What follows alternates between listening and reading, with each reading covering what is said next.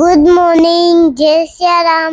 આજ તો સવારમાં મને ઉઠવાનું મન જ નહોતું થતું. મારી મમ્મી કેટલું મને પ્રેમથી ઉઠાતી હતી, તોય પાછી હું સૂઈ જતી હતી.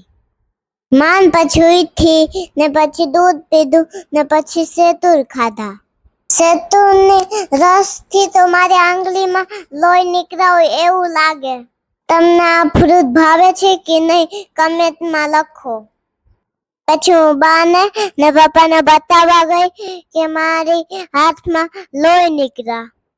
એ બી તો સાચું માની ગયા. પછી મેં કીધું કે ઉલ્લુ બનાયા, બડા મજા આયા. પછી તરત જ હું આંગણવાડી જવા માટે તૈયાર થઈ ગઈ.